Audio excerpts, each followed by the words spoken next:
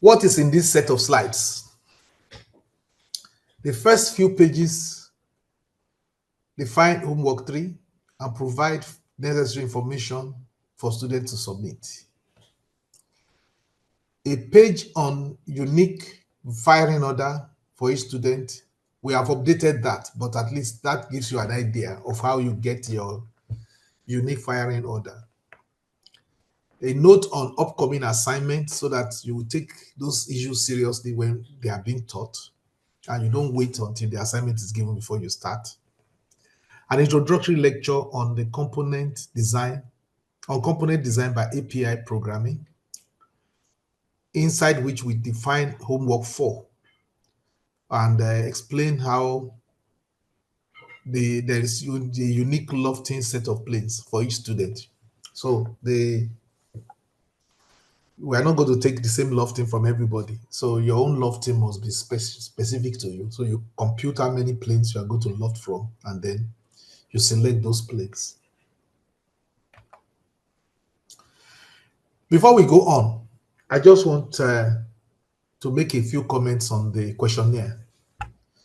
First of all, thanks for your frank responses. It's good to know how you actually feel about the course, and some of the information obtained from that will be used to improve the rest of the delivery and might also be useful for sets of students that will come in later. We will try and find better ways to assist you.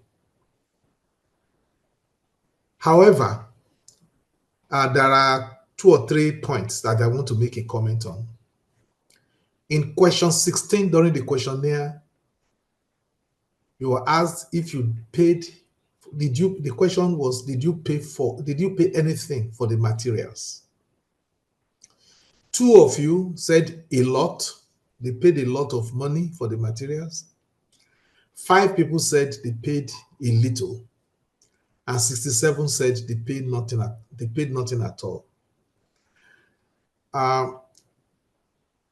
To help our investigation, I will request in any way they can reach out to us. Those people, they can still remain anonymous. They should tell us who they paid to. And because we want to know the truth. It's not just because we want to hunt anybody, but if you paid money, we want to know who charged you and who you paid the money to. Our efforts here do not seem to affect the lecturer's charge for handout narratives for some students. So no matter what you do for them, they will still come up with their normal anthem. The software we use here is even also free. I know when we had to pay thousands of dollars for a software like Vision 360. There are still software that are not even as good, that charge a lot. Second thing I want to talk about is that some student respondents complained that they have spent too much time on this course. One of them therefore hoped that the grades that will be given will be commensurate to the time he or she had spent for the work.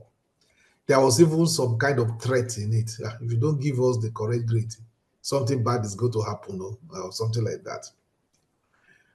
Well, my response is this: I will try. I am a human being, and I appreciate the fact that you spend more time on this course than you do on other courses. It's deliberate. That was why we started early.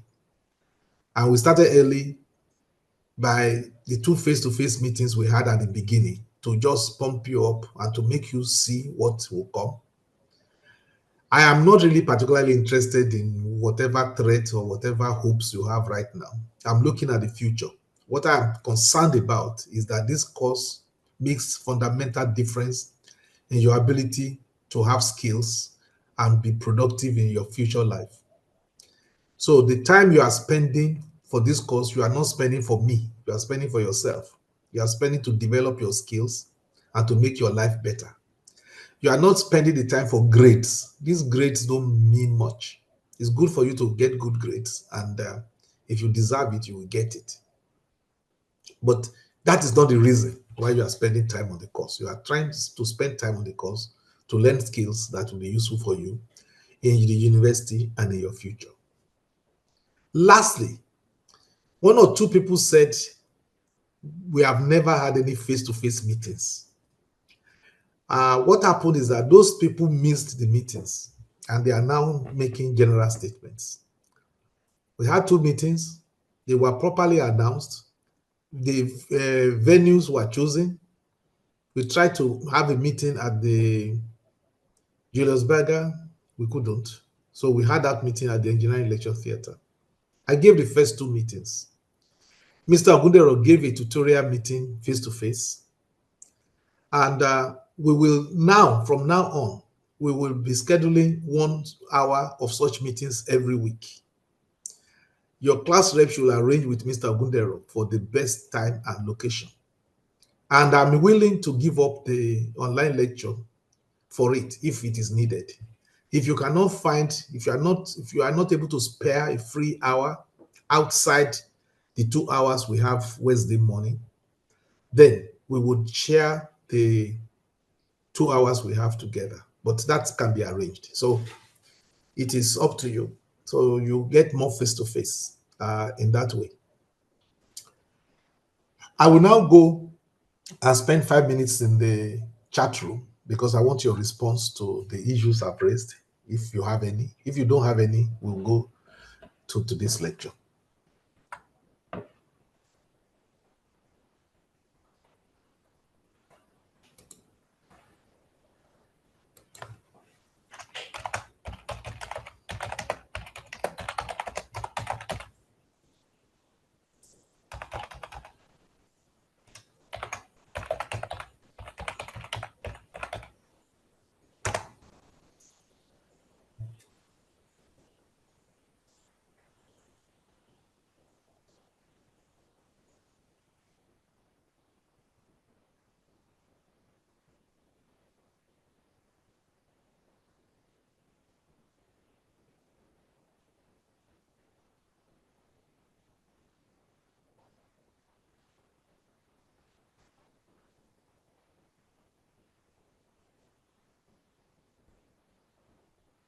Okay. Okay, there is only one comment on that. There is no, sir. So I want to now make some comments on the homework. I want to make some comments on the homework. Okay.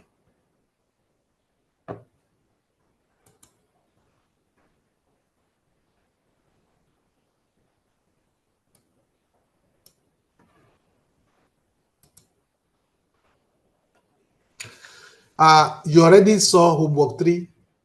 I said you should do a 6-cylinder engine consisting of a piston connecting rod crankshaft as you were taught in class. Modify as follows.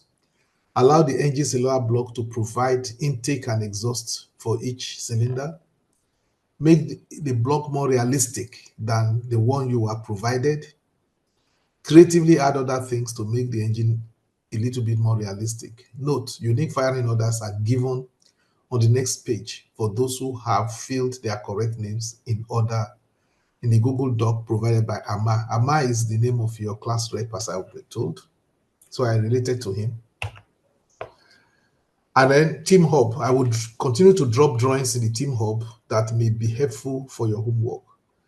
You cannot just dump my effort back at me. I want you to be guided, thoughtful, and creative. I am flexible and we accommodate suggestions to make this work enjoyable for us all. I am all about skills and the future. We'll be glad for your cooperation.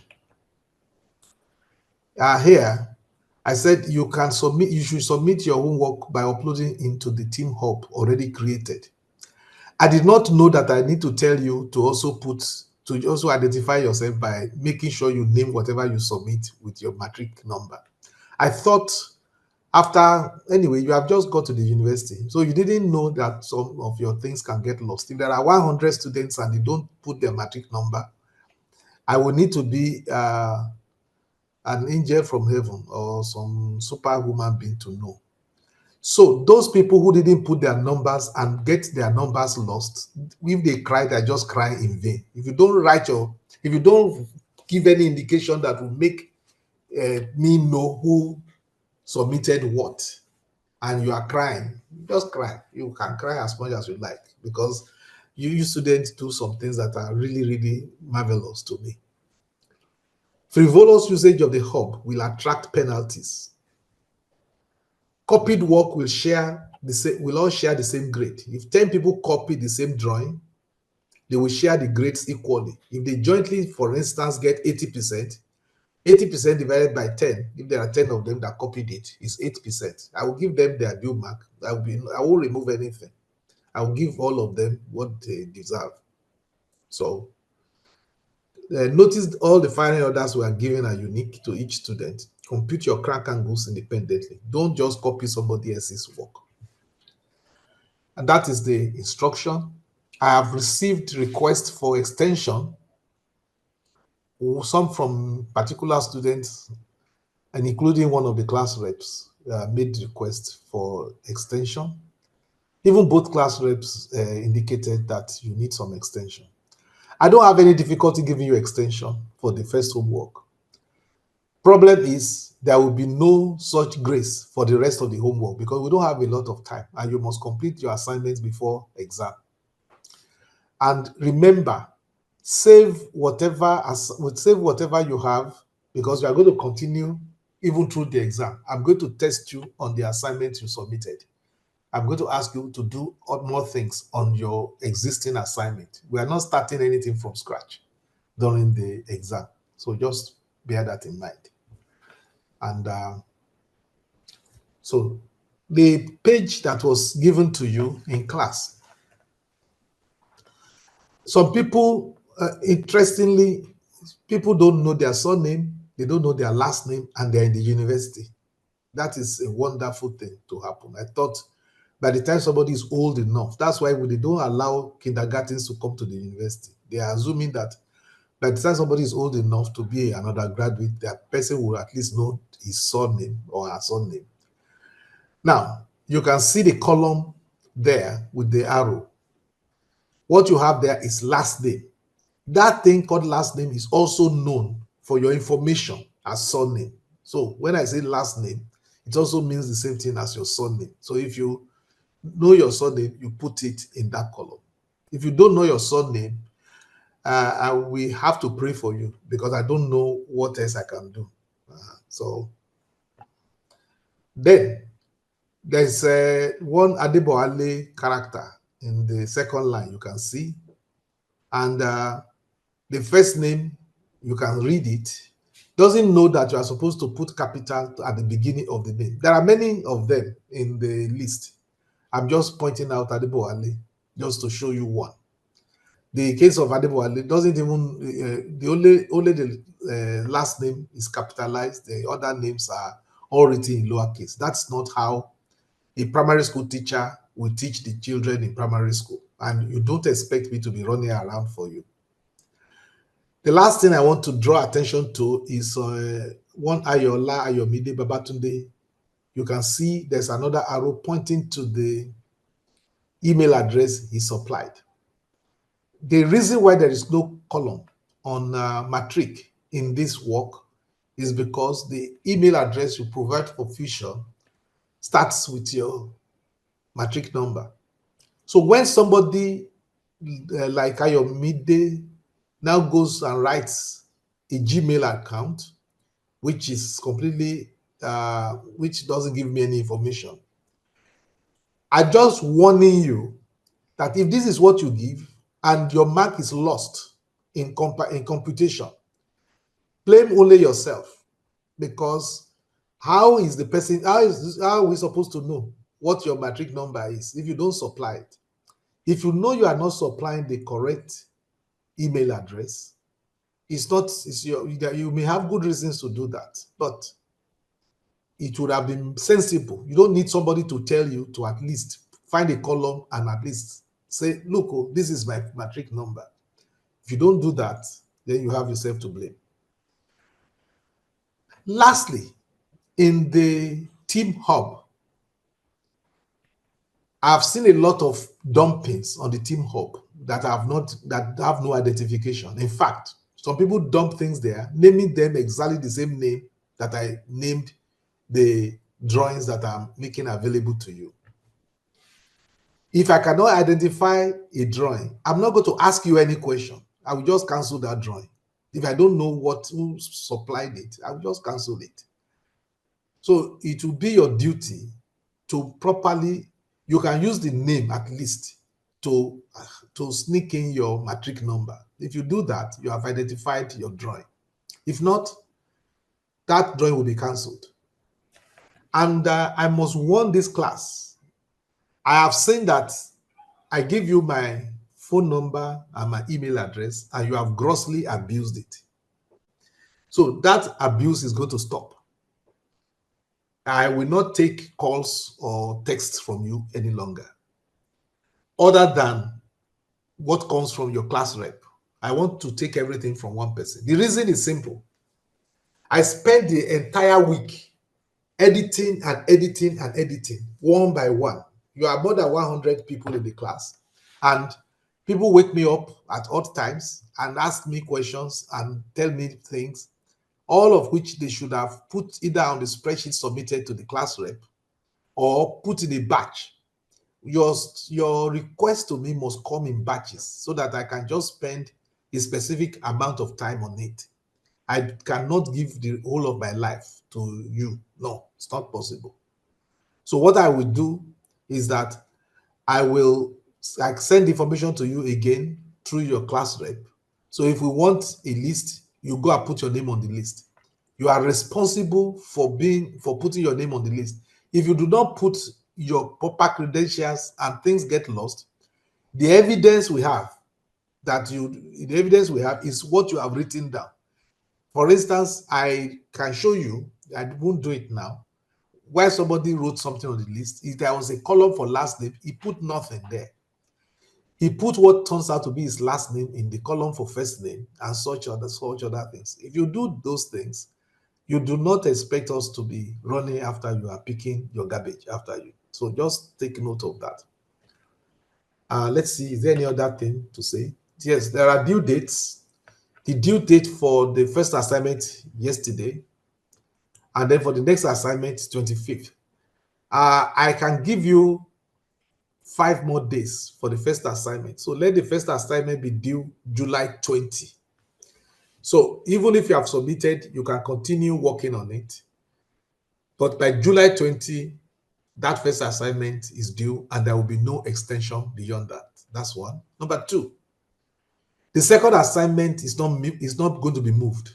So the second assignment will still be due July 25. So it's better you work on both together so that you can submit both at the correct time. And the assignment following it will be due August 10.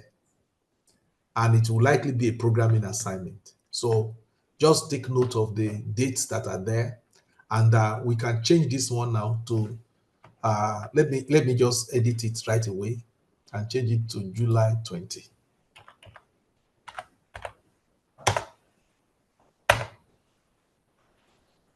Okay, so having done that, I will now go to the class. Let us see what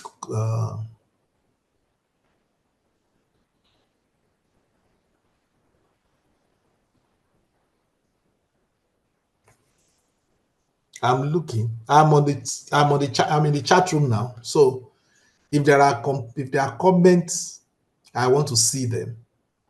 But if you make too much extravagant requests, I will just refuse to answer you, because I think I can see that the more I give you, the more some people want.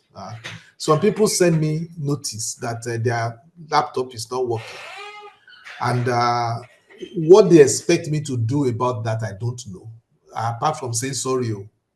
So I say sorry to them. So if your laptop is not working, sorry. If you think I should go and take a loan and buy one for you, you can say so, and tell me the banker that is going to give me a loan on your behalf. So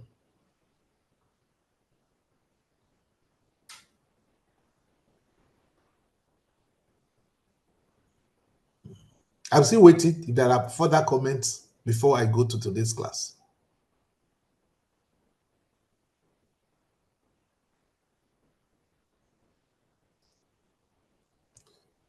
So if there are people that are still finding it difficult to log in, one thing is this: if you cannot get into the hub, what you can do, send me a list of people who cannot get into the hub, and I will allow those people to work outside the hub. And all they will need to do is to make me a participant in their own hub, in their own work. So that is what we would do. So I will go, but I'm not going to do that for everybody. I will do that for a list of students that I've approved to be in that situation. If your situation is so terrible that every solution we have tried did not work for you, then you can put your name on a list with your class rep. Once I have approved it, then you can invite me to your own hub and I will take your assignment from there. Is there any other thing, any other comment or questions about the assignments and about the hub, about the firing order and such things? I'm not going to be taking calls again. So,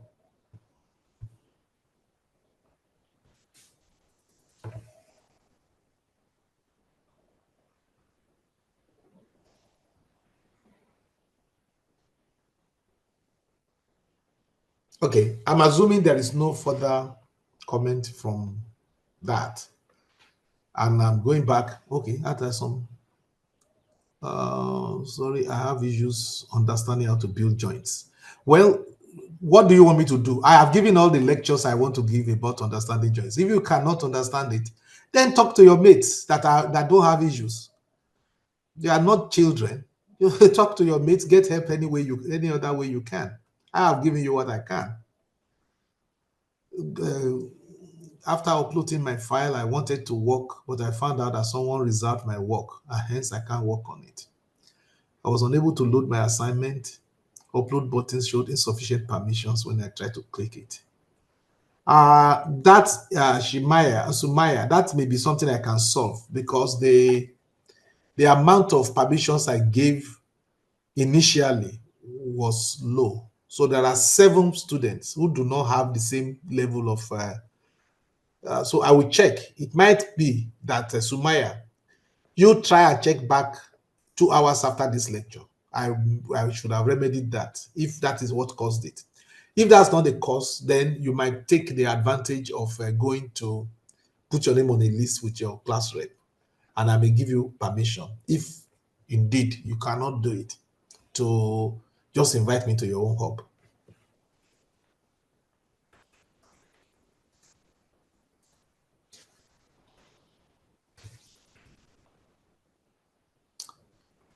Okay, so we can move.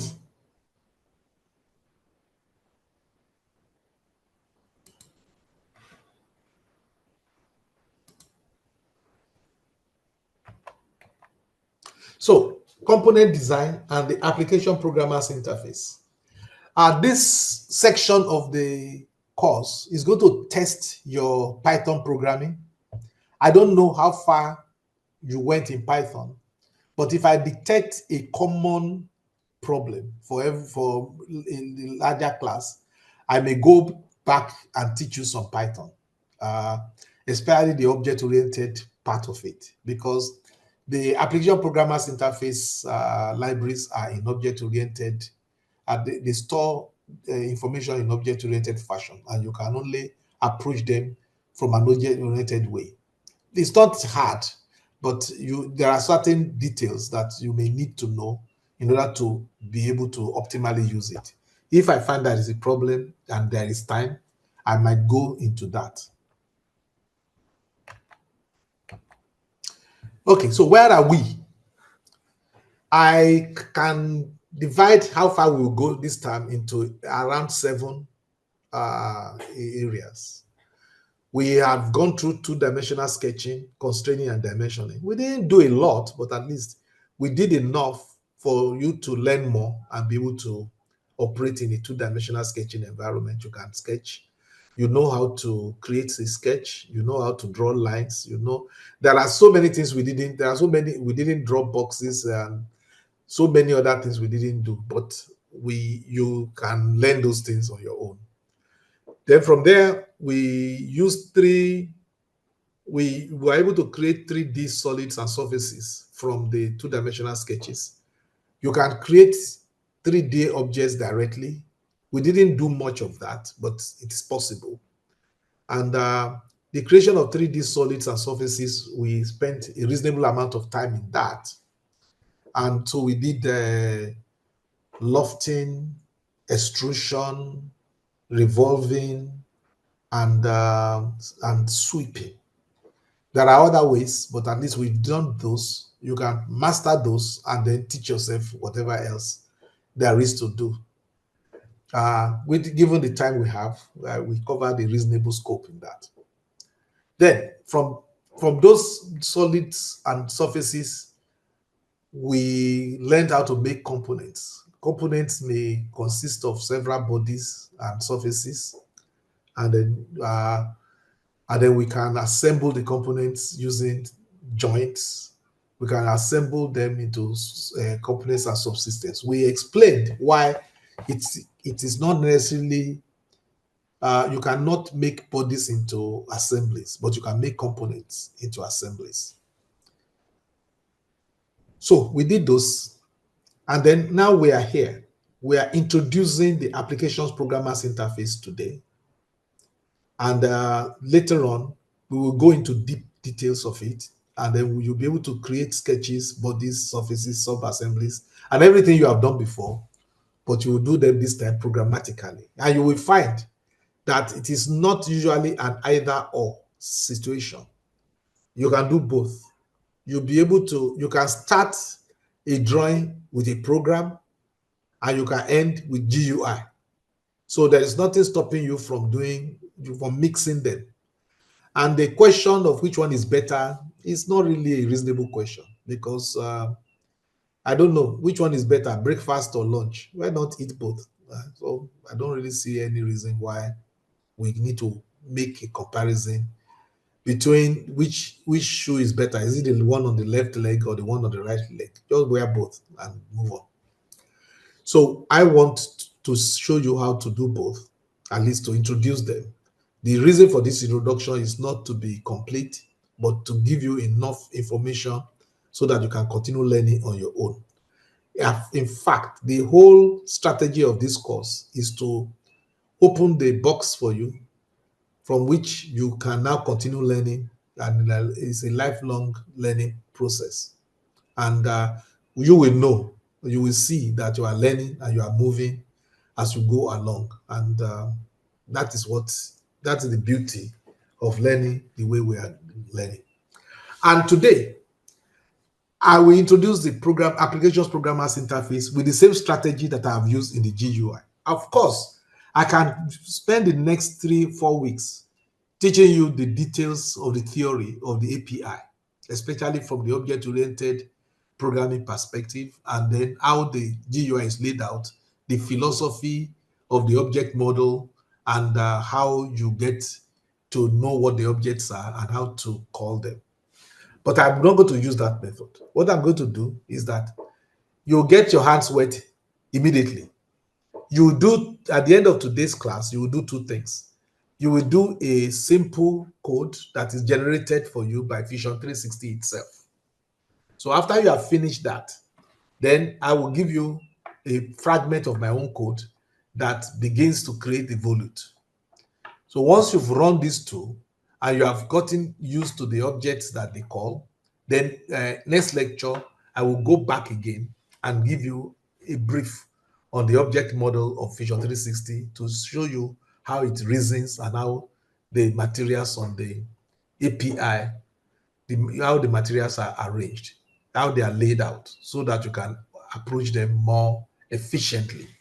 So we will do that after you have gotten your hands wet. The first thing is for you to see a program generated, then write some code, and then run both of them, see how they work, and then begin to learn the ropes through those ones. So that when we start talking about the application, the document, the user interface, you would have had some experience with all of them. And then you will see that you can name your document from within your code, and you can also name your sketches. Your sketch place will no longer be do not have to be sketch 1, sketch 2, sketch 3, sketch 4, and so on. You can actually give names to it so that you can remember precisely what is inside those sketches. And then you will see there are more ways to create construction planes. You can create construction planes. If you go to the construction drop down, you see there are so many ways that we have not really tried. What will be interesting is when you now go to get these things programmatically and you create those planes, create sketches on them, and start sketching, and then start using those profiles to make three-dimensional bodies programmatically. So we're going to do that.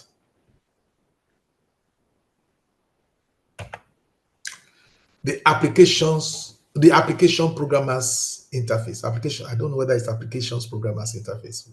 It's API anyway. Just like some other solid modeling software, such as SolidWorks, Solid Edge, Inventor, and so many others that are out there. We are not claiming that Fusion is better than them, but the Fusion gives us a better business model where you get it for free while you are a student, and they only ask you to pay when you are no longer a student. I thought that business model is very powerful and is very useful for us. That is what opens us to all these latest developments that we wouldn't have had access to. I was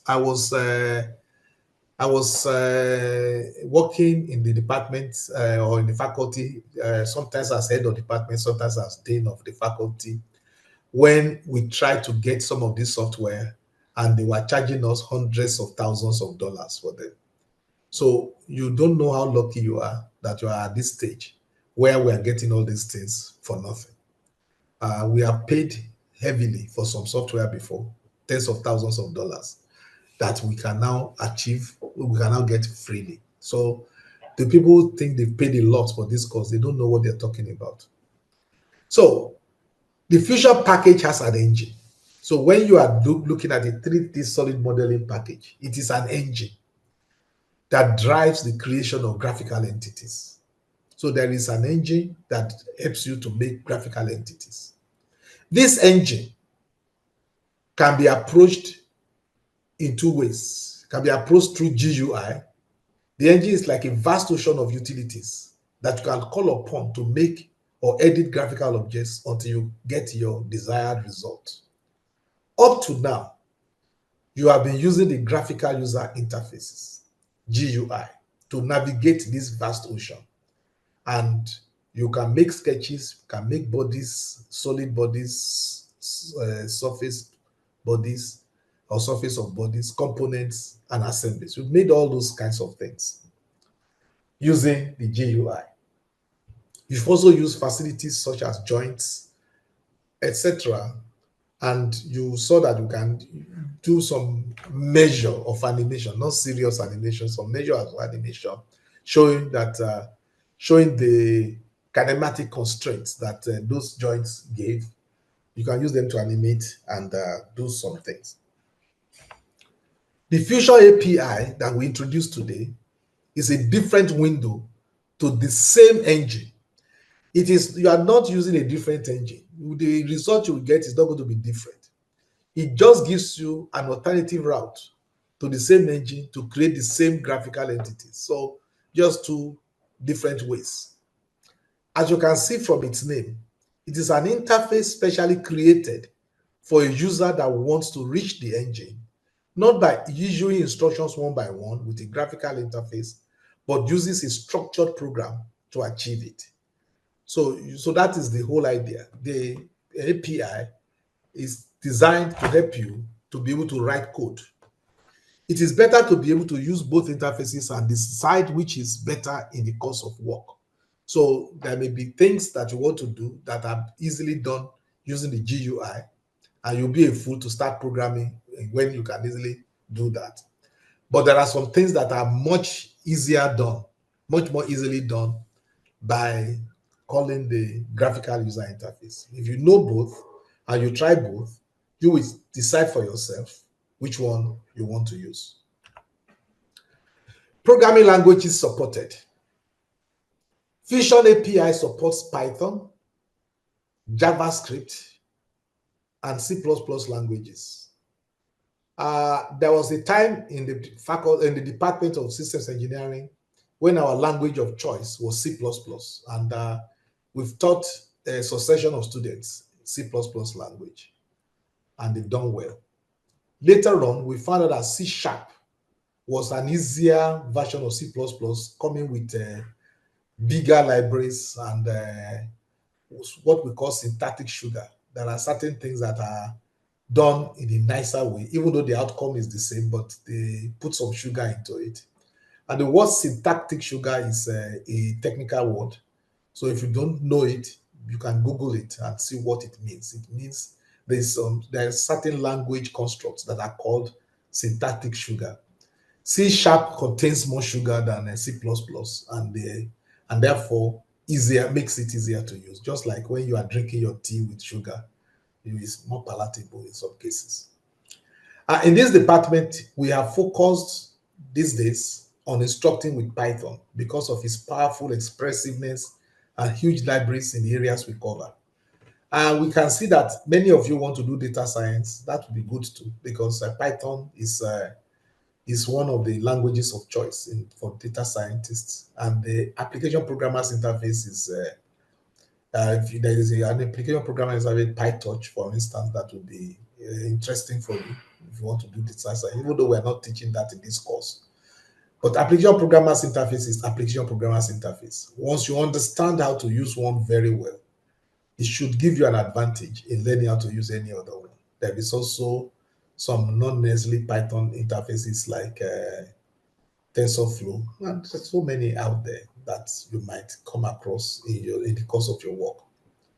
We used to instruct in C++ in the past, but find that students cope more easily with Python than with C++ or C Sharp. We got better results from the students. C++ was a heck of a language, and there is so much theory, and it's a huge language. And you have to do your garbage collection yourself. That is the harder part. And it is difficult to really instruct students on that. You just find sometimes you are just talking to yourself. The Python does the garbage collection for you, so you don't even know there's anything called garbage collection. If you did C++, you have to learn about garbage collection, otherwise your program will be inefficient. So we will use Python for this course, but we are not forbidding you from using C++. It's just that you will not receive assistance if you are stuck. Now, the integrated development environment IDE to use with the API. There are several IDEs that support Python. I know them. I know some of them, not a lot of them. One that Fusion has used before is called Spider, but they don't use Spider any longer. Experienced programmers among you may have used several IDEs and find that they are very good. For this course, unfortunately, we will not allow you to use any IDE you like. Not because we are hard-hearted and want to spoil your joy. You'll be limited to Visual Studio Code because it is the IDE chosen by Fusion. I don't know why, but that's what they choose. It does not presently support other IDEs as far as we know. It may never do because the Fusion people are notorious for supporting only one thing and they just tell you to get lost. They don't want to. I think I know why they do it. Before, and when I started using the API, they will let you use any Python you like. But the Python extensions were not always compatible with the Fusion 3, with the Fusion.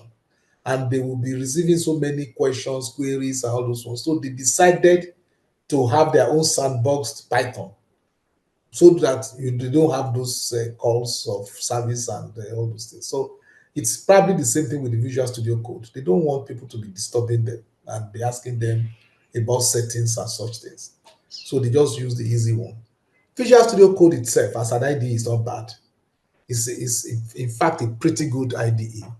I use it for other Python work apart from Fusion, and I like it a lot. But I am not claiming that it is better than the one you like. So I may not have enough experience with what you are using, so I cannot make a comment whether it's better or not. But it is not relevant because for the thing that brings us together, which is Fusion and its API, you must use Visual Studio Code. Use Visual Studio Code only and nothing but Visual Studio Code, or else your code will not work inside Fusion. You are not required to install your own Python interpreter.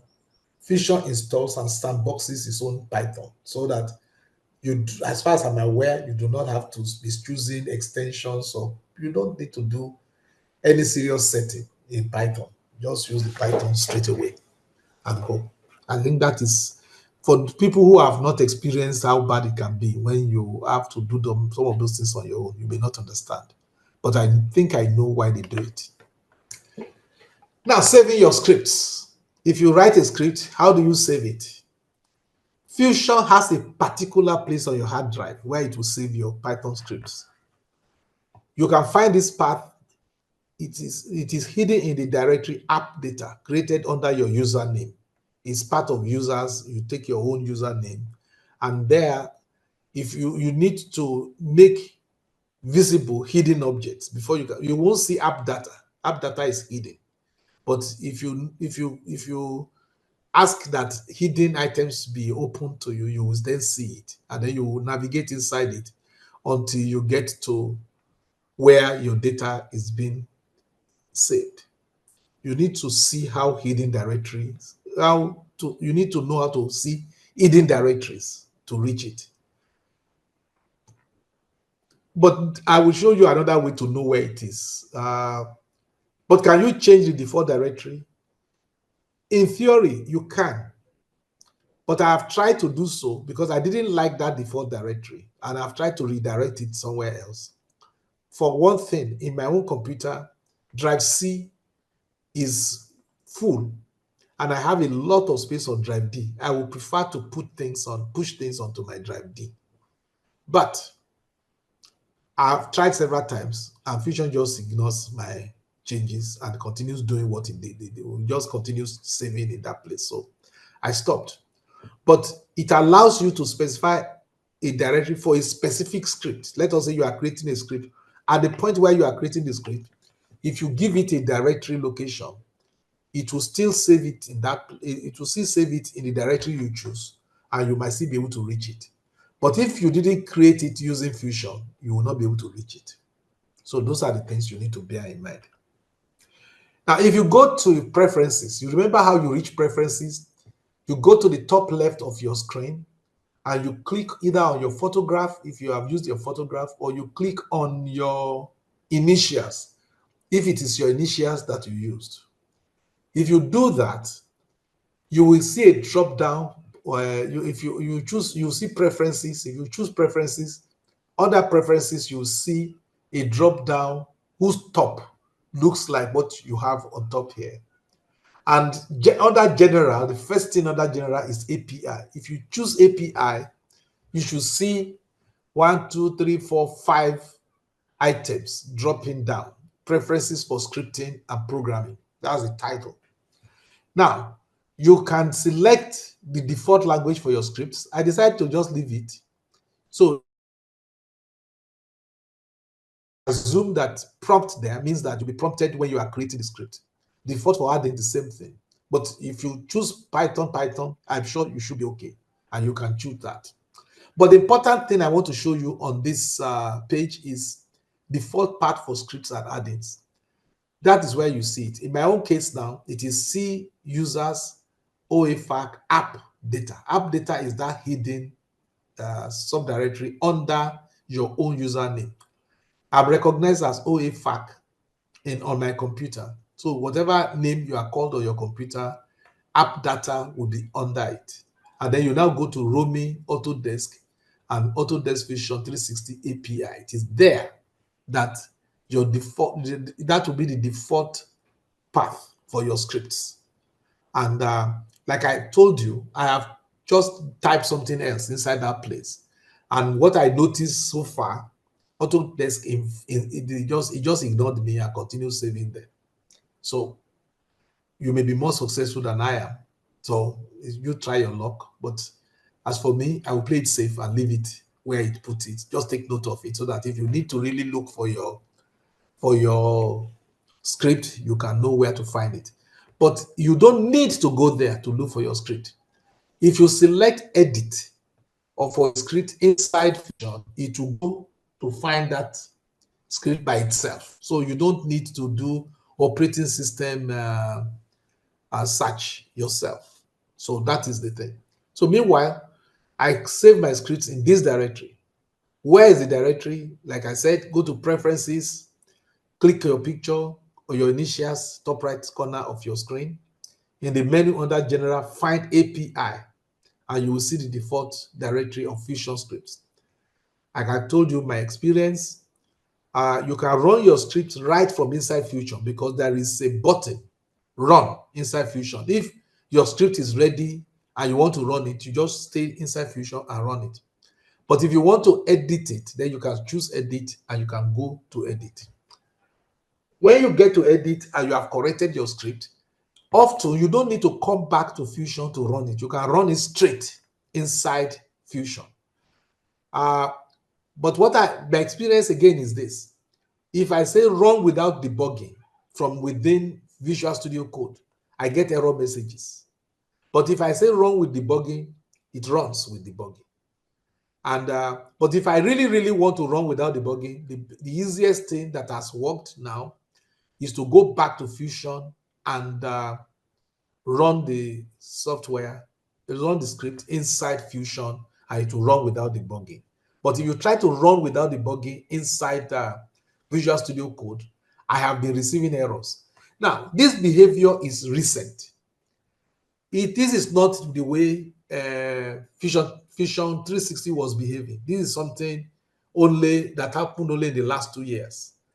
Earlier than that, I could do my Fusion 360, and if I run it in Visual Studio Code and it needs Fusion for any reason, it will launch Fusion by itself. But they've stopped those facilities. They don't want you to have that kind of thing any longer. They want you as much as possible to stay inside Fusion when you are doing all your work. So if you try to do this on your own without going through Fusion, I wish you luck. I was not so lucky, so I go through Fusion to launch my scripts, unless when I want to edit them, that I edit them through Visual Studio Code. And if you choose edit from within Fusion, it will on its own launch Visual Studio Code so that you can see your code and edit it. The first thing we are going to do, we are going to draw a volute. And the problem with a volute is that the spine of the volute is a spiral. And a spiral is a line that is going through a somewhat almost circular, but not perfectly circular loop. For instance, if you take a look at this spiral here from the beginning of it here, you'll see that by the time you get to the first point, it's already happening at a radius larger than the radius of the circle. By the time you get to the next, it is also larger still than the radius of the first one. And that radius continues to increase until by the time it gets back, it is no longer coinciding with the point where it started. Something like that is called a spiral. If you look at there is one interesting thing is that most other 3D solid modeling tools, you can create a spiral and specify its properties and it will give you a spiral. Fusion 360, interestingly, does not do that.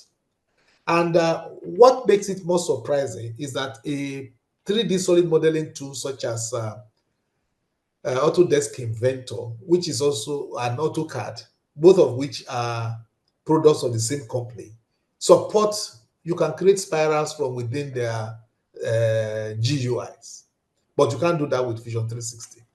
And I was wondering, why is it, and Fusion 360 is newer than these other ones. Why is it in their wisdom? There's a facility they used to have that they don't have any longer. Well, I take that as a challenge. It is very easy to write code to create a spiral. Very, very easy. And some people have been so smart that they went to write the code and they are selling it inside the Fusion marketplace. So which is very interesting, because the total code to write to do a spiral cannot be more than 10 lines. Maximum, if you put some bells and whistles, maybe 15 or 20 lines. It's a very small code. So you can, maybe one of the things I will ask you to do is to write an add-in to that other people can use. So when they get it, once they are running the add-in, what an add-in does is that an add-in can be like an extension of the GUI. You write code that can make a spiral and put it in the marketplace. Somebody installs it, and it will seem now as if Vision 360 has that facility. And please take note of that. I'm going to ask you to write that as an add-in. I will give you all the code as a script. So you now check how to turn it to an add-in and make it an add-in that somebody else can sell it to somebody else. So you can now begin to see how programming can actually create a job for you. So those of you who are interested in programming, you can see that you can actually make some money for yourself by programming in the Fusion 360 API. By if you see something that you think should be there and it's not there, you can easily just create an add-in and then sell it for dollars on their website. That is something that might be of interest to some, and I think it's a good idea. It's a good skill building something.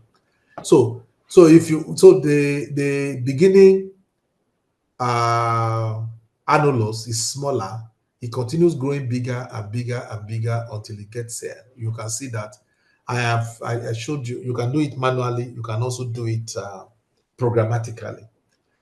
Uh, Unlike Autodesk Inventor and other 3D solid modeling tools, you find that Fusion does not allow you to directly create a spiral. If you want to design a volute of a compressor or turbine, as shown here, you need to loft to annuli with a spiral at the center line, as shown here. After extending the larger side, it yields the result. The next slide. You yield. This is not all.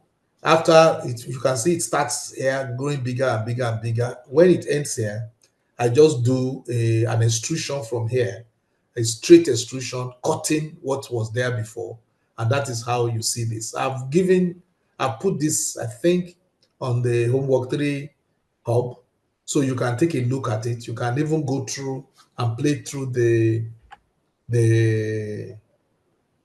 sequence of events, and then you can now even modify the loft and see how the loft actually got done. So those are things that you can take a look at and understand how to do your own work. I like to give 15 minutes break. And now, there are several ways you can do this. One way you can do it is an example I show here. It is not a big problem to draw 1, 2, 3, 4, 5 lines. If you draw 5 lines and you make sure they are inclined at angle 36 to each other. So if you do that, you can extend them on the other side so that you have all the lines inclined at 36 degrees. What you need to do is to now take just dimension this length to be like I said, if you dimension the radius to be 50, you make this one 51, make this one 52, make this one 53, 54, 55, 56, 57, 58, 59, 60. So you get this spiral. You'll be wondering, why do I have other lines? The other lines are because I actually wrote a program to create this spiral myself, and I put 7. You'll see my code. So you can do what you can do manually with those 10 points of the spline. You could also do by any number of points programmatically and to create them. So either way will work. So I did this now through 2 different means, and it's the same spiral that you get at the end of the day. So the spine of the volute is a spiral spine curve. Fusion does not provide a GUI facility directly. You may check the Autodesk online shop and acquire a product, or better still, create that product as an add-in yourself. You will see before the end of today's class how to write the code. I mean, the code is very simple, and it is tedious but not difficult to create a spiral And this is how to do it. And once you just make those points, and you just ask a spline to join those points, you just see that those points are joined, and you get spiral spine of your the spiral spine of your volute. And now the next thing to do is to create two sketches in on this ZX plane. If you create those two sketches, you can create those two annuli there. You can check my own code. You might sorry my drawing. I did everything there, so you can uh, go through them and see how they are done. Then you could also create planes at an angle. So so what I did here is to create several annuli in increasing sizes. I just keep increasing the sizes from the, you do that 10 times. I showed only 1, 2, 3, 4, 5, in addition to the beginning and the end ones. So you can continue doing that. So you check how to draw plane at an angle. So you draw plane at an angle and let it be centered at those spline points. If they are centered at those spline points, you can just create a circle and offset it. So create a circle, offset it, create a circle, offset it, and go on one on each of those. It's very easy for you now to loft. It's really easy to loft on more on uh, several cross sections that will just loft on two over a long space. So this one will give you your result very fast. You can loft the exterior annulus and loft. You can also loft them as surfaces. You can loft them as surfaces and then fill in the surface. I gave you one drawing where I did it that way. I fill the inner circle surface, fill the outer one surface, and then after closing, you see, it will look as if before you can fill, you must take your fill as if it's liquid. Before you can fill a liquid in a bottle, the bottle must be sealed. Otherwise, the liquid will leak out. Similarly, that's how fusion behaves. If a bottle, if a surface is not enclosed, you can't fill it. Just like if a surface is not enclosed, you can't extrude or use it as a profile for extrusion or for solid modeling. So that is the same reason that your surface must be sealed. So you can do the lofting. There are examples on the hub for you to take a look at.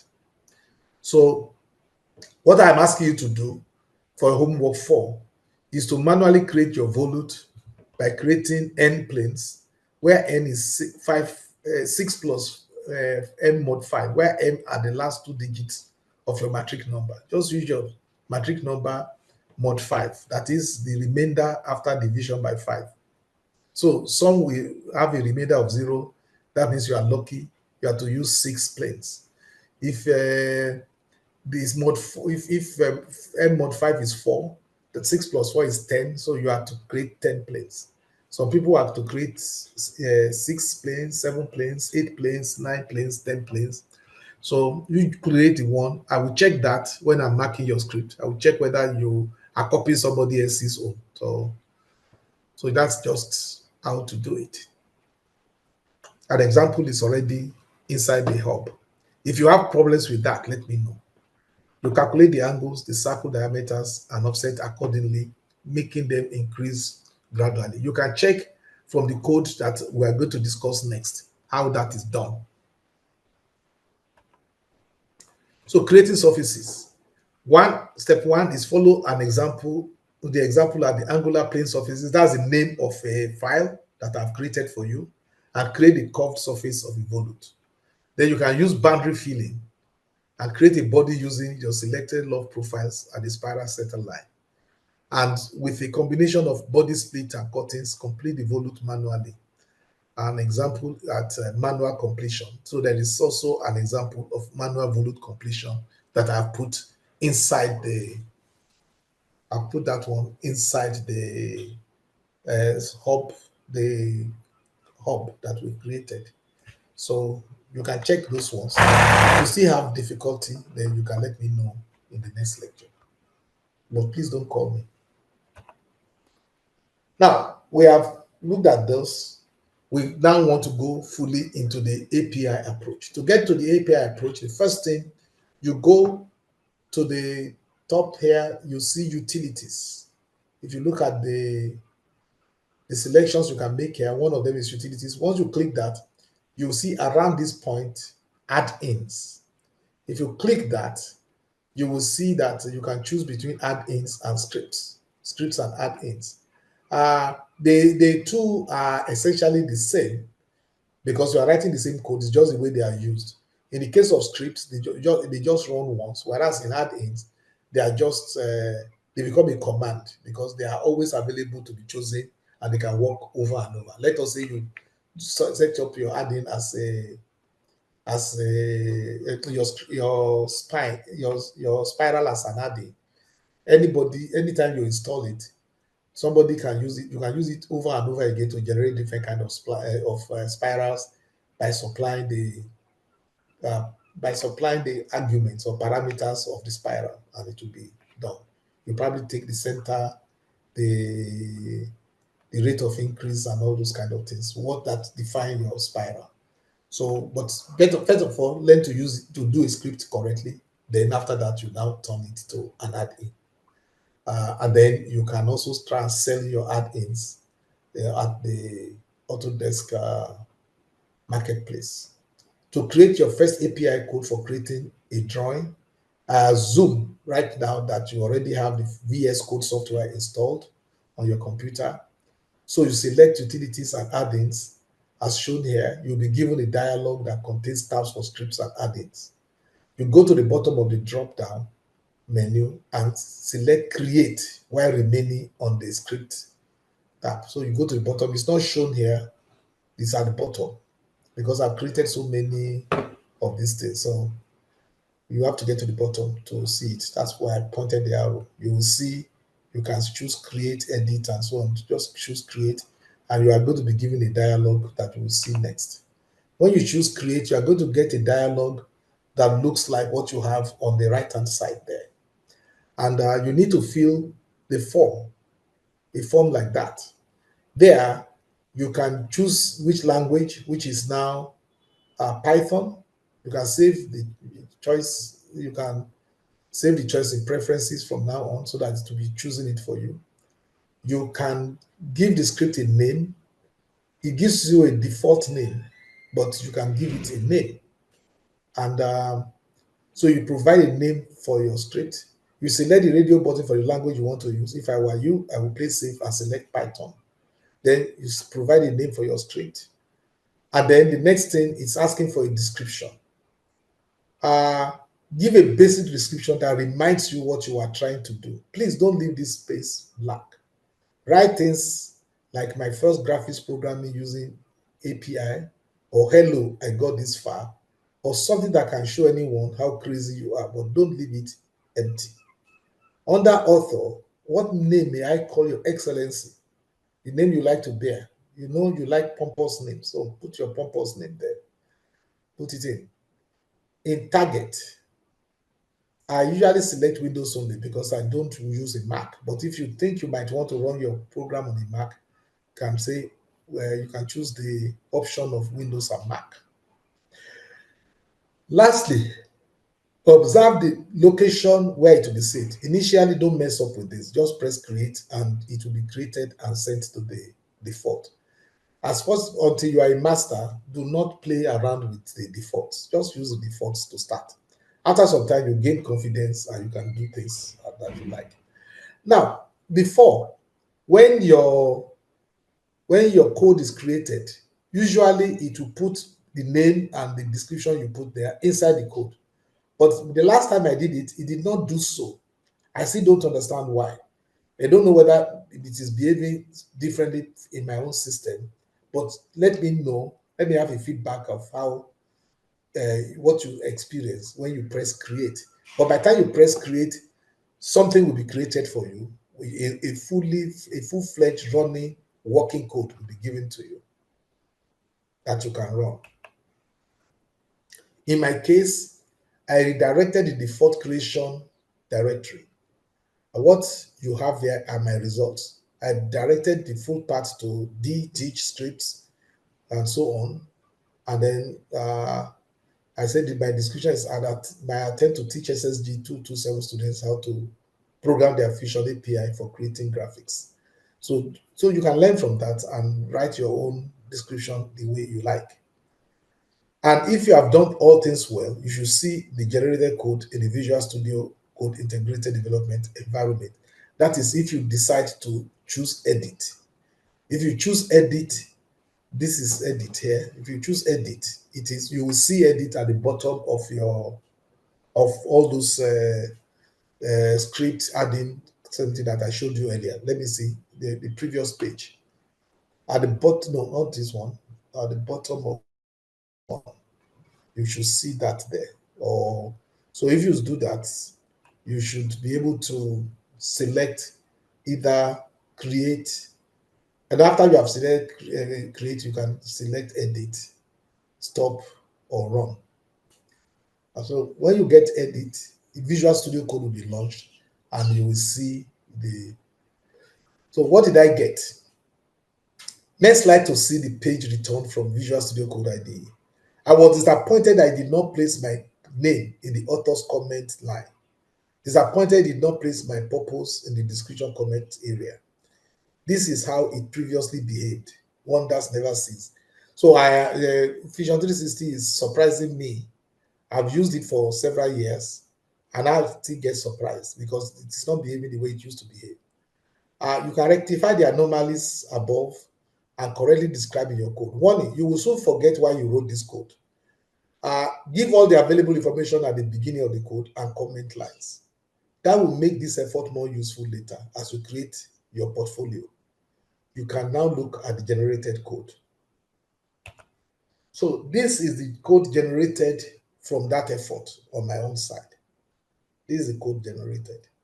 And this code, now, he should have put my name on the author side. So if he didn't put in your own case, now type your name there. You know enough Python to know that since the pound sign is the first letter there, you can whatever you put on that will be a comment. So you can write your name, and then on the second line you can write your description. And if you have new lines, just make sure that each line starts with that pound sign, and then not it will be all be ignored. So it is a note to yourself, and you can have such lines interspersed inside your code. It is a good thing. At the point where you are creating the code, at the point of code creation, everything is clear to you. You know what you want to do, and everything is very clear. But once you finish that and you have gone to other things, by the time you come back, you remember, you may even not know what is in the code that you created yourself. So no talk of the code. This code here is being created for you by the Fusion system. But just make sure you are very clear on making.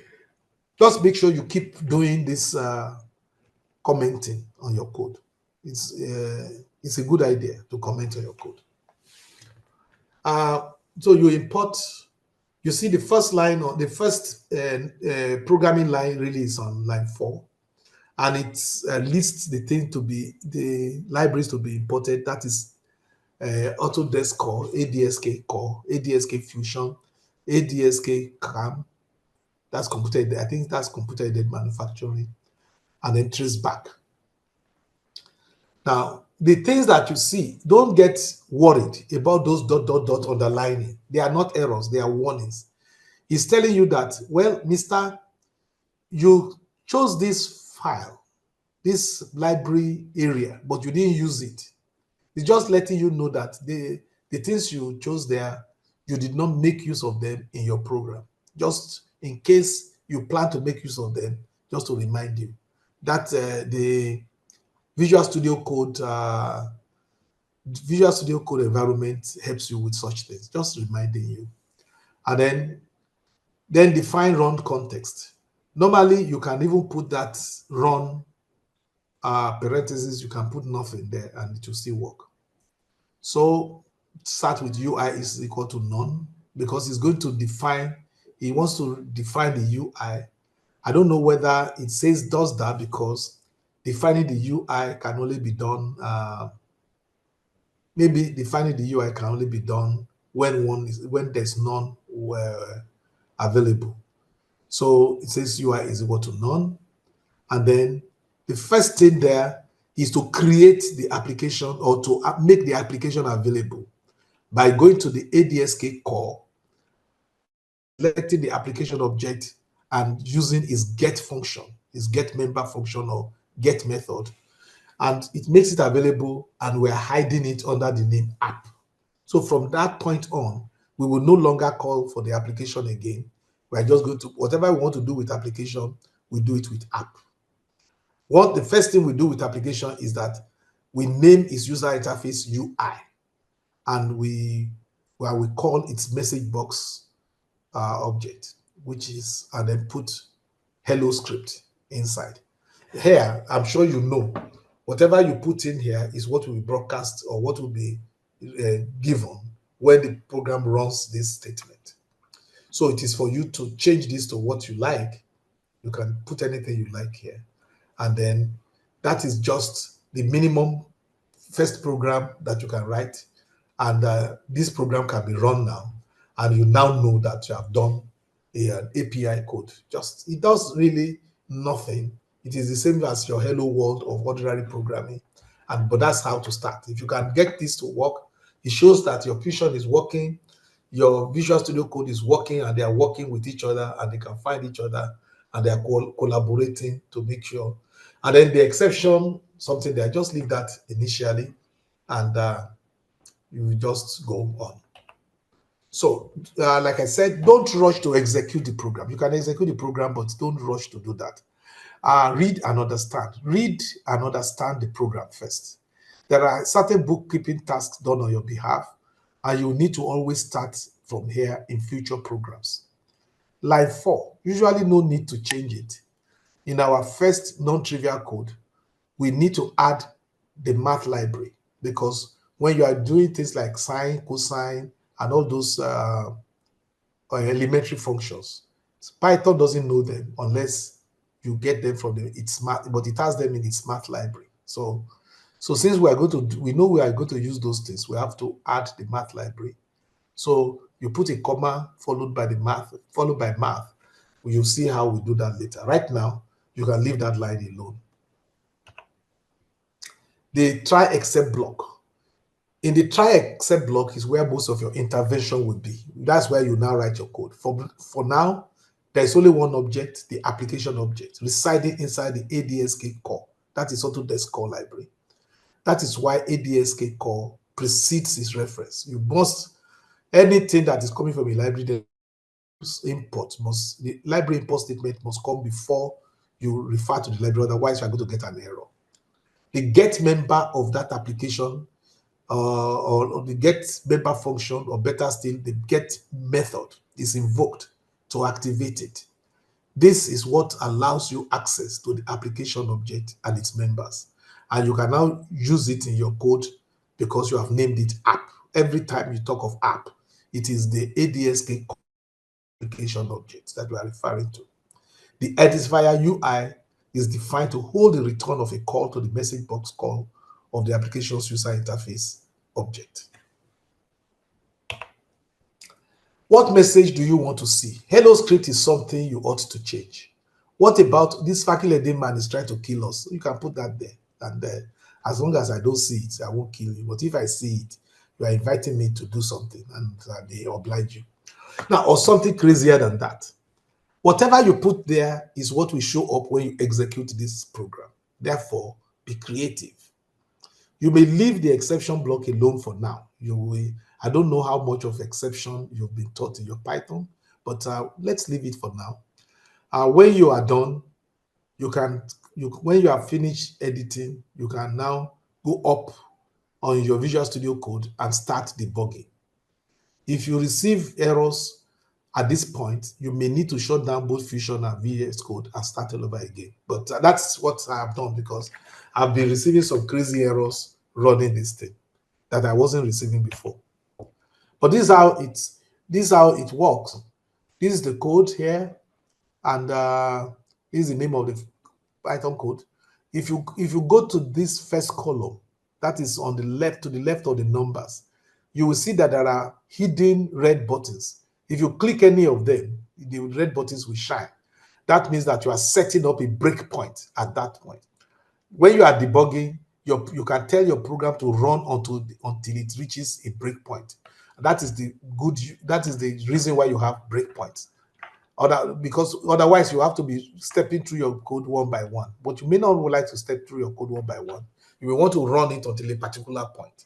So I just showed you how to set up breakpoints. I'm not asking you to set up more than one. I'm just showing you that just by clicking your mouse, at this point, you will see that the light comes on. If you click it again, it goes off. It's a toggle. So the two red dots are at line 7 and 10 are breakpoints. You can go to start debugging. That start debugging is under run, and to begin your full program debugging session. And then you can use a step over. This is around the center top of your screen. You will see this. This one says run. This one says step over. This one says step into.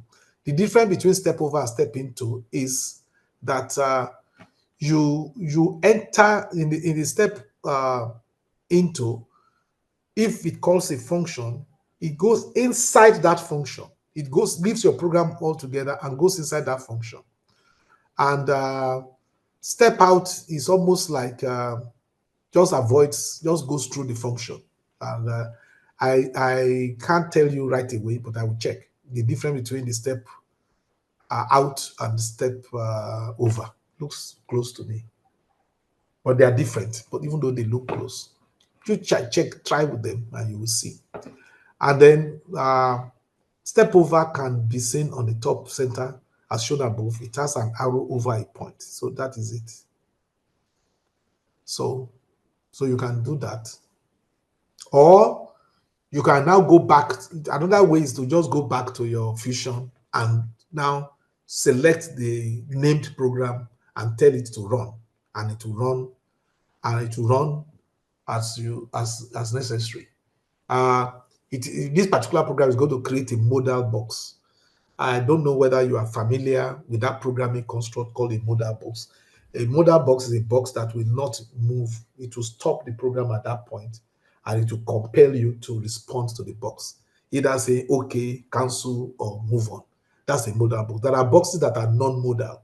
Those boxes that are non-modal, they will be there whether you respond to them or not. Things will go on. But the modal box first compels you and stops the program execution until you respond to a specific thing in it, because it uses that information to continue running. Fusion API is crazy these days. If you try to run the program from VS Code without debugging, you may get an error and program stall. Just be aware. I have had that experience. The way out of this is to execute your code right inside Fusion. Only go to Visual Studio Code if you want to edit or debug. Running with debugging has been working flawlessly from inside Visual Studio Code, while straight runs work well inside Fusion. That's my experience. If you succeeded in the above intro, we then go to stage 2. In stage 2, I am now creating a non-trivial program. This is a program that I have had for about 5 years. It's almost exactly 5 years ago I did this. And this actually creates not just the spline, the beginning page, the beginning plane, the end plane, the symmetry plane. It actually creates the spline, and I just stopped it because if I continue on this code, you get a point where it creates the volute, where it creates the impeller, where it creates everything, and until it creates the full turbine. So I have the full turbine if I continue this code, but I just want you to take the one you can chew right now. So here, just like before, the only difference you are now going to be the person writing this code. It is a good idea. It is a good idea usually to start with the. It's a good idea to start with the. What do you call it?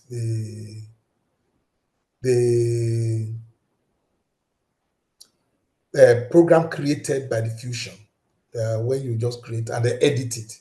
rather than just start from scratch yourself. That is what I will advise to do. So under but your work is going to be in the in the try in the try loop. So in the try loop as before, this is almost a boilerplate code. You always do this, but you are free to use a different object to receive the result of this get. So the fact that we use app, you is that any identifier will do at this point, but you must continue now to use the identifier the way we were using app before. UI is the user interface of the application, which is invoked here, and UI's the user interface's message box here will read linear spiral creation, and the doc is also the document object of the application. This document object is an interesting thing. It gives you access to the names at the operating system level that the software, that the program will be called. You will see later on, you can use the app name to give a name to the application instead of most of the things you do in GUI can be achieved at the programmer's interface. You can use this because the app document is actually the name of the file that you see on your operating system. So you can use it in save, you can use it in save as when something already exists. So you can rename or rename your file using this identifier app document, this identifier identified object, app document. The document can have a name, and then that name will reflect in the operating system. A design again is the active product of app, and it is from here, it is in this that you are going to have your root component. It has a root component object, which is the container for everything else that you do from that point on. So for instance, when you want to create a plane, if you want to create a plane, it is the root component, is the root component sketches object that you add the root component dot xy construction plane to. So this one is going to create a plane on the xy construction plane, and is going to give it into an identifier called sim plane. Inside the program, that construction plane is called sim plane. So if you want to put anything on it, you put it on sim plane. But when you look at the actual, when you look at the Vision 360 and you look at what is actually produced, that will not be its name. If you want to give it a name there, you are going to call it symmetry. You can call it anything you like, but you have to add that to the name in the drawing of that plane. So the drawing has two names. It has a name inside the program, and that is sim plane. This sketch has two names. There's a name inside the program, and it is sim plane. Then inside the drawing, which is outside the program now, the drawing that you physically see, you will see that in the sketches side, it is named symmetry plane. So these two are synonymous, but they are not the same. This is what it is called inside your program. This is what it is called inside your drawing, and they are not the same. So you need to know when you are talking about what is that sketch called inside your program, and what is that sketch called inside your drawing. So instead of saying sketch one, you are now just going to see symmetry plane as the name of the sketch. Under sketches, you see symmetry plane. And now because fusion works in centimeters. Right now, we have been using millimeters. So it is because I don't want to get confused. I always want to work in millimeters and divide by 10 to convert it to centimeters. So that's it. So that's how I like to do my own work. But there's nothing, it's not compulsory you do so on your own. So what is next? Okay. So the line 26 is a critical line here. In line 26, sorry, 27, I've just defined create an object collection. This is the first object collection you are going to see. You will use object collections a lot because What do you want? What do you need to create a spline? What are the things you need to create a spline? I think to be sure that you are awake, I want to go to the chat room and ask that question. What do you need to create a spline? You want to create a spline now. You want to create it programmatically. Now ask yourself, what do you need to create a spline? A spline.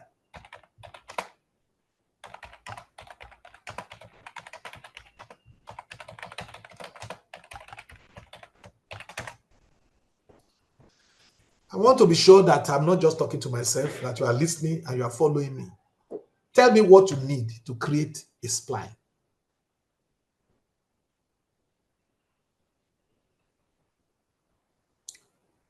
I see there's supposed to be 43 students sitting down here.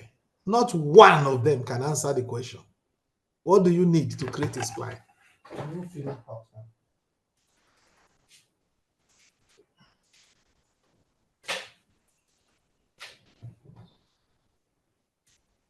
No one has answered me. Yeah, the control points. Good.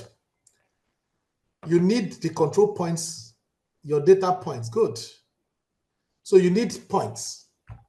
Now, it can be 2 points, 3 points, 4 points, 5 points, 10 points, 100 points. It can be any number of points. You need points.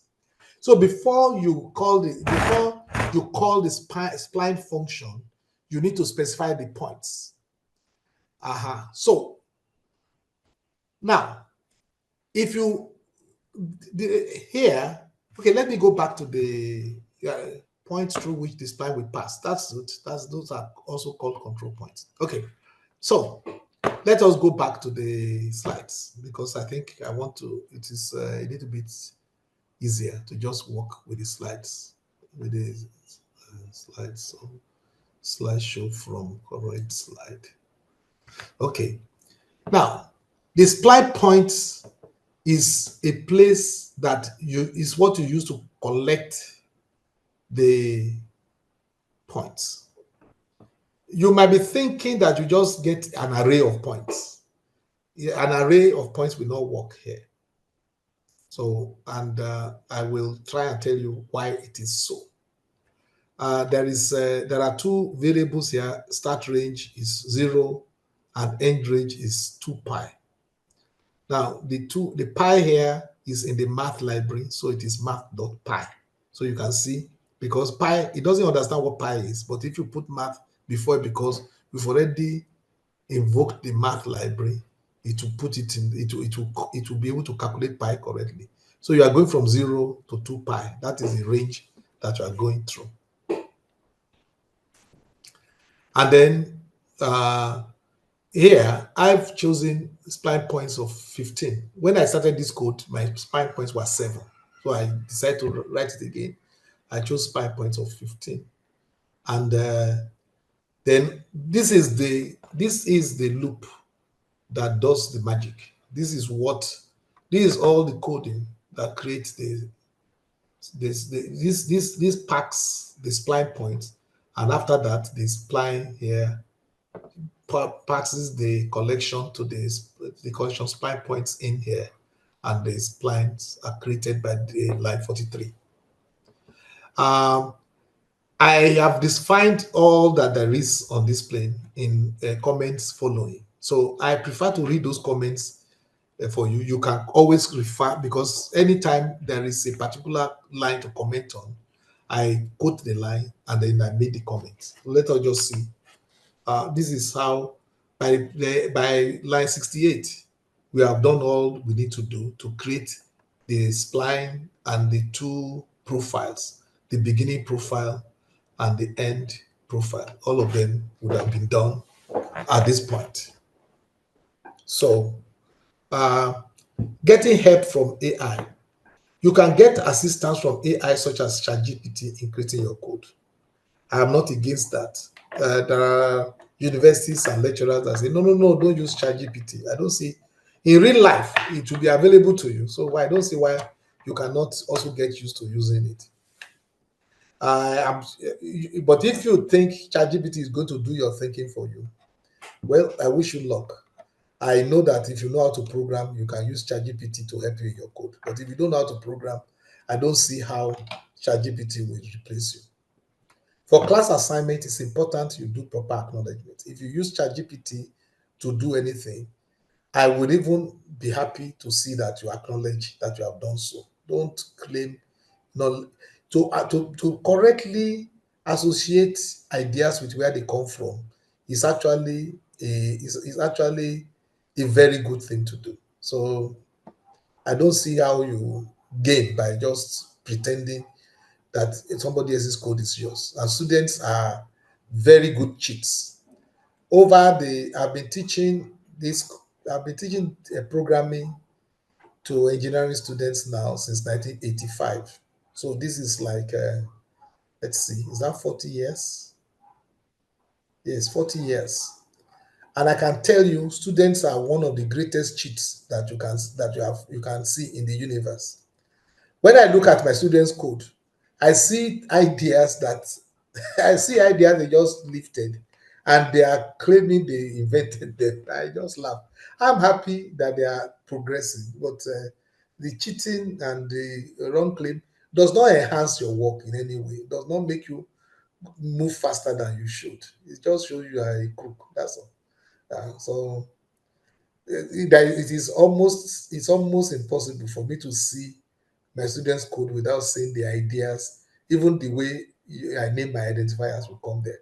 It's not everything you need to acknowledge, but if you got your code from ChatGPT, just put a comment there. This is what I got from ChatGPT. If that reference is good for you because later on you might want to study it more, or you want to go back again and see whether ChatGPT will give you a better code. Uh, so after I wrote my code in 2020, long before ChatGPT existed. Now that I know there's ChatGPT, I asked ChatGPT to create the same spline for me and the same volute for me. And it created the code in the API. I was excited. I started comparing the code. I compared the code of the spline to my own code. I found they were, apart from the fact that our identifiers are named differently, I found that they were close, very close. I was impressed. I was impressed. It also gave me a very good idea that I didn't try because I didn't use any help in writing that code. Now, I went back to ChatGPT, the code it created. I wanted to run it. So I tried and tried and tried. It was just giving one error after the other, and I didn't have the time to start decoding it. So I just went back to my own. So you can try that and let me know if you were successful in making ChatGPT code work and see whether it created for you what you really needed. I would like to know if someone's, alas, my ChatGPT code did not execute. I would like to know if somebody successfully got it to actually work. I know that it's a matter of time their code will become reliable. Even in that case, only those who really know how to code with the right benefits and be able to use it to do their work faster. The first thing you note, now from here on, I'm now making comments on the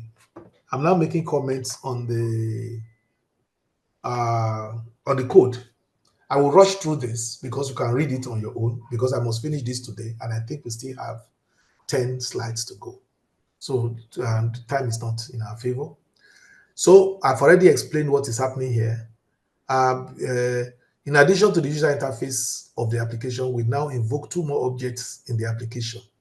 These are the doc and active product. Like I've already explained to you what the doc is. And the active product is the root container upon which everything else will be held, and inside which everything will be held. For that reason, we create an identifier root comp for it, as you can see here. You are not compelled. This is the way Fusion does it. I just follow, but you don't, your own can be R comp or whatever. Just be consistent. Then what's happening on lines 21 and 22?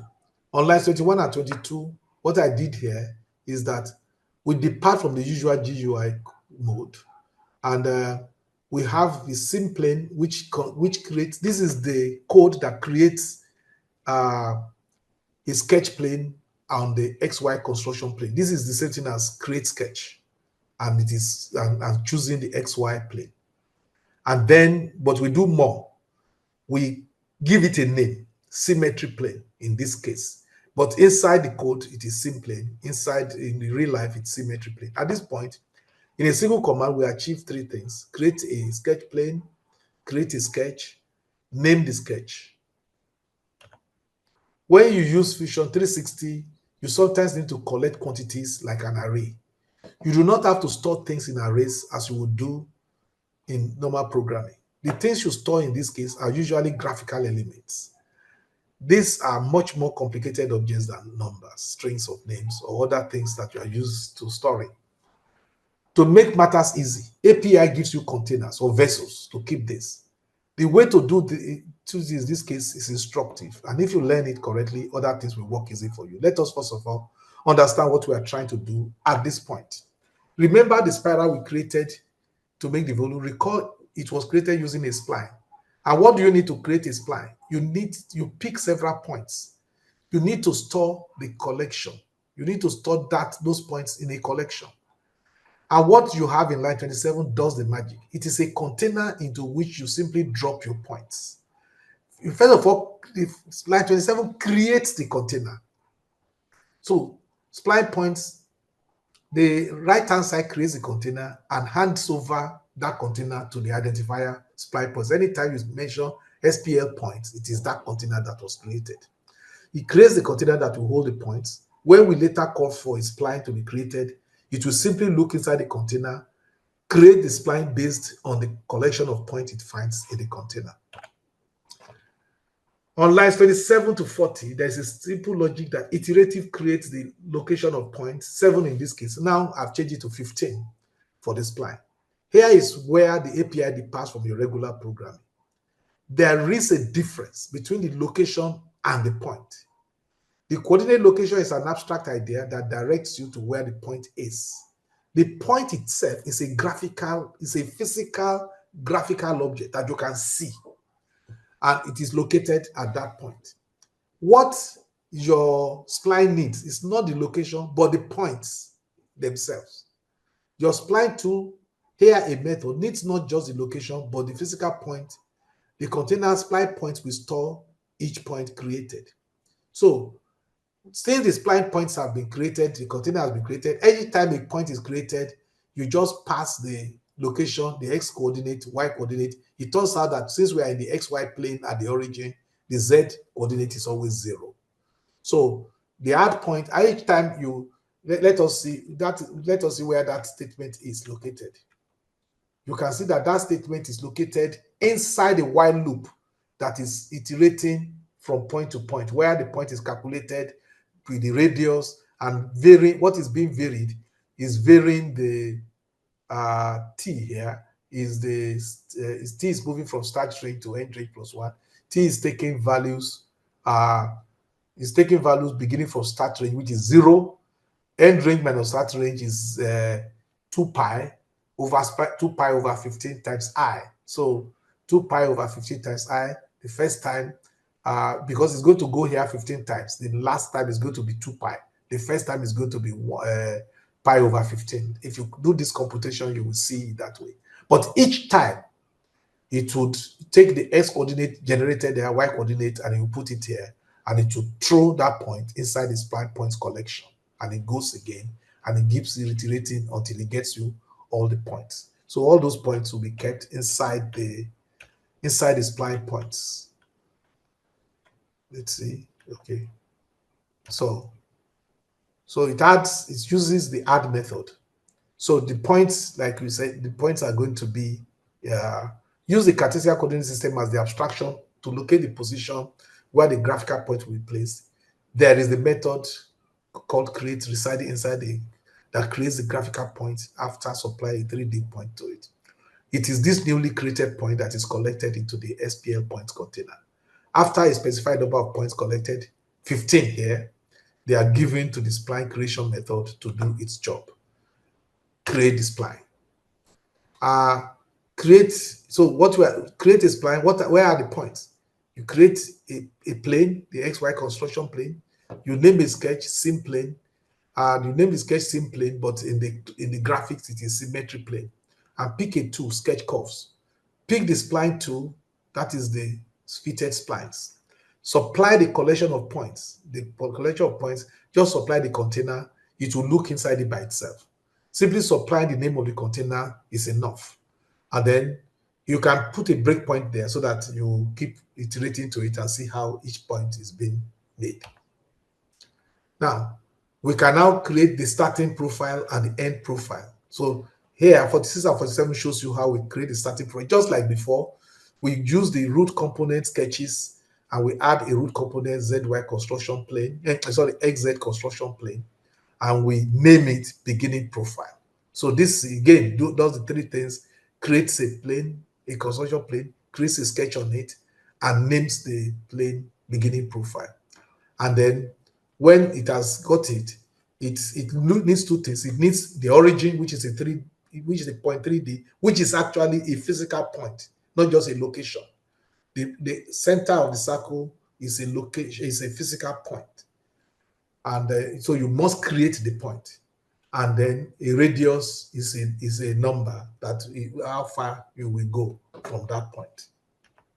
So one easy way, by no means the only way, to create circles is to specify the center point and the radius.